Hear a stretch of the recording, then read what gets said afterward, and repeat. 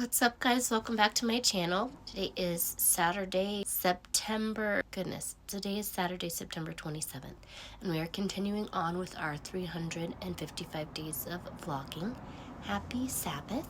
I hope you all are doing well.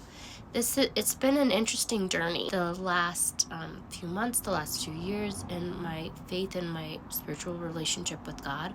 I finally made the commitment to not work on Sabbath. This is one of the commandments that God has given to us. We are to obey all of the commandments, not just the ones that are convenient for us. So when God says not to murder, when God says not to commit adultery, not to steal, not to have any gods before God, there's only one true God. And to keep the Sabbath holy. He means business. God means business.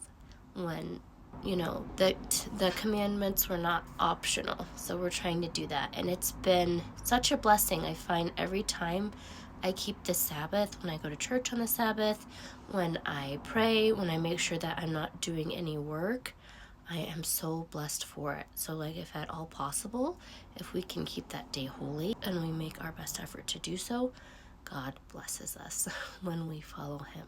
So, and then too, that takes me back to the other verse. I'll have one more verse for you guys today.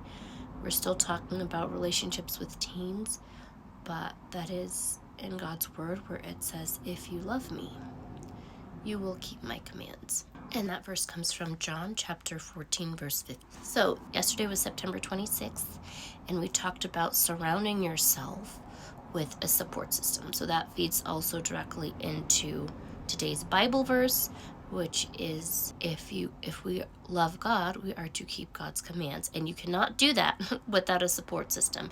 It's the same thing with any good habit that we're trying to implement or any good character traits that we want to have in our lives. You're not just going to want to have a support system, you're going to want to make sure you have a healthy support system with people whose values are aligned with your own. When we did this video recording yesterday, the lighting was a little bit off, so I wanted to make sure to do that again for you guys today, and we're going to split this video up into 2 parts. So we're going to talk about 2 tips around loving God and keeping God's commands that will help you when it comes to Christian dating as a teenager. Even if you're not a teen, I think these tips are still well advised and Christ-centered. So, tip number 1 is to make sure that you have a good support group. How many of you, or support system, a Christian support systems with other people who have your same faith, who share your same goals, who want good things for you, who are doing well themselves? So I'm not sure how many of you have ever had friends in your life where you'll be trying to do the right thing, so to speak, or maybe you're trying to make sure you go to all your classes, that your homework's on time, that you are cutting out gossiping from your life, and this friend always encourages you to do the opposite of what you know you ought to be doing.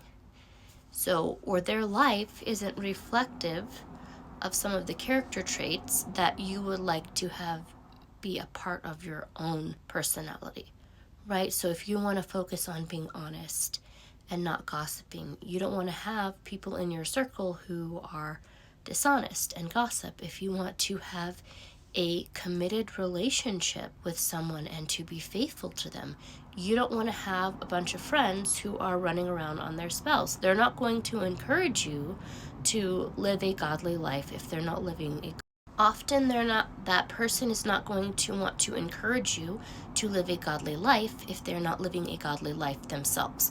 Often what happens in those situations is you find the other person trying to pull you into sin with them because you trying to behave in a righteous manner, you surrendering your life to God, feels like condemnation to them because it's something that they don't want to change within themselves. So there's a conflict there. So either you're going to repel that person or they're going to try to sway you into behaving the way that they behave themselves because they don't want to change, and watching your growth feels like condemnation to them. So we want to make sure we're paying attention to those things If you want a healthy relationship with your spouse, or if you want a healthy relationship with the person that you're dating, you want to make sure that you have a healthy relationship with God and yourself and your friends. That you've got friends who are going to help support you in having a healthy relationship. They're going to also be able to see some of the red flags in a relationship that you might be blind to because you're in the lovey-dovey stage of the relationship. But if you have friends who don't know how to find healthy relationships for themselves, it's going to be hard for them to tell you whether or not you're dating a good egg, because they don't know what that looks like. And I'm not telling you to ditch all of your friends who aren't perfect. Nobody's perfect. But there should be a desire to see you do well if they really care about you. So that's tip number 1, is a healthy support system. That brings us to tip number 2. Tip number 2 we are going to discuss tomorrow.